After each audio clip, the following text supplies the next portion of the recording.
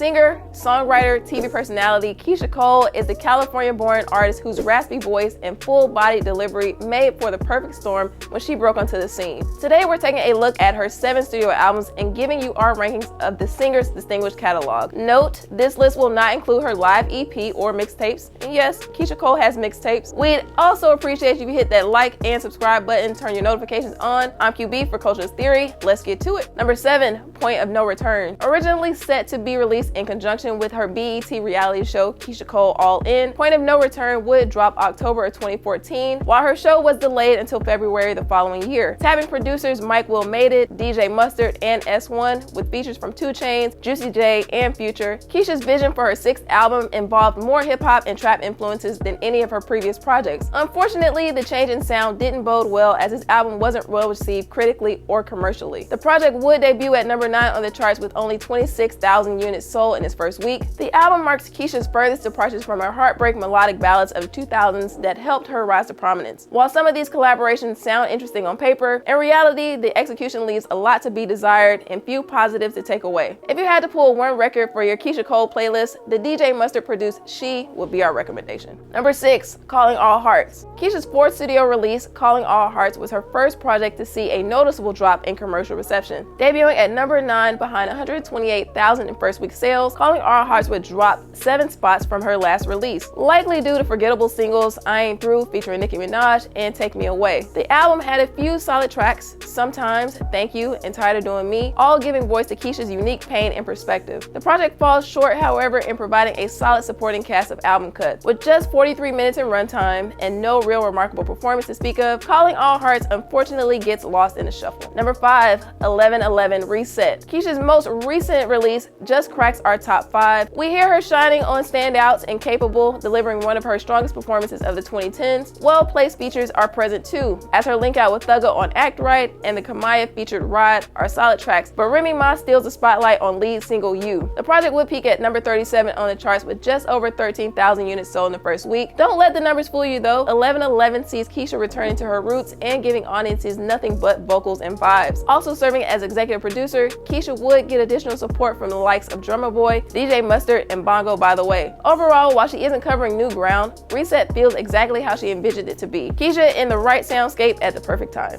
Number 4, Woman to Woman. Met with broad critical acclaim and marking Cole's 5th consecutive album to land in the top 10 on the charts, Woman to Woman arguably embodies the hurt and vulnerability Keyshia sings about better than any of her other albums. She doesn't mince words. Aside from confronting those who have wronged her, Keyshia determines she must look within and heal as to ensure that the same pain isn't inflicted again. The album sold 96,000 copies in its first week, despite the lead single only peaking at number 84. We get solid R&B contributions from Ashanti, Robin Thicke, Elijah Blake, while Weezy and Meek hold it down for the album's rap portions. Standout tracks like Trust and Believe, Woman to Woman, and I Choose You all demonstrate Cole's ability to create an emotional atmosphere that pulls audiences in through captivating songwriting and astonishing vocal performances. Throw in the Isaac Hayes sample Who's Gonna Hold Me Down from the deluxe edition, and what you have is Cole's most underrated work. If you missed this project, we definitely suggest you check it out when you get a chance. Before we get to the top 3, we all know Keyshia's ballad game is top notch, but where would you rank her in terms of female vocalists when it comes to slow joints? We know the competition is thick, but she's gotta be up there, right? Let us know down in the comments. Alright, back to the list. Number 3, A Different Me. Keyshia's 3rd studio album and last project to go platinum makes it to our number 3 spot. Behind a first week debut selling 322,000 copies, A Different Me would peak at number 2. Truly showcasing a different side to the singer, the album incorporates more pop elements while shifting into a more positive perspective on love and relationships. Look no further than the up-tempo Runners produced feel-good joint Please Don't Stop for reference. The album has no shortage of quality material, but some of our favorites include You Complete Me, Oh Oh Yeah Yeah with Nas, and the standout duet Trust featuring Monica. The latter being a remix of sorts, as the original version was a solo iTunes bonus record featured on her previously released Just Like You album. Whoever thought it was a good idea to add Monica, we thank you. Same can be said for Play Your Cards Right, with vocals from the late great Tupac Shakur, which was released on his double album Pac's Life just a few months prior. While the album's change in subject material and tone is refreshing, it's just not as impactful enough to go up against these top 2 spots. Number 2, The Way It Is. Keyshia's debut album, considered by many to be a classic, would pave the way for one of the most accomplished and slept-on vocalists of our generation to make her impact on music moving forward. Coming out of the gate with bangers like I Just Want It to Be Over, I've Changed My Mind, Thought You Had My Back, and I Should Have Cheated, made it clear that she was a perfect mixture of raw talent and unlimited potential. Sporting high-profile features like Jadakiss and Eve, along with A-list writers and producers like John Legend and Kanye, The Way It Is would debut at number 6 with 89,000 albums sold in its first week. With the support of 4 singles balanced with strong album cuts like We Could Be, the record would eventually push more than 1.5 million copies. The legacy and impact of the project can't be overstated, as the authenticity Keyshia puts into her music sticks out with fans today every time a classic like Love hits the radio. Number 1, Just Like You. With catalog staples like Let It Go, I Remember, and Heaven Sent, it's no question why Cole's sophomore album sits at the top of our list. Just Like You would sell 281,000 albums in its debut, which would be good enough for second place and go on to become Cole's highest selling record. It would receive mixed reviews from critics due to the structure of the album heavily consisting of ballads and drawn out vocal performances. However, we at Culturalist Theory understand and appreciate the saying, if it ain't broke, don't fix it. Littered with high quality joints like Falling Out, Give Me More, and the Anthony Hamilton assisted Losing You, Keyshia not only knew what her audiences wanted, but delivered in a way completely unique to herself. The album isn't perfect, but it perfectly represents what Keyshia brings to the genre and the industry as a whole. While it would lose a Grammy for Best Contemporary R&B Album to Neo's Because of You, which is a debate for another video, there's no denying the project's impact and influence in the 15 years since its release.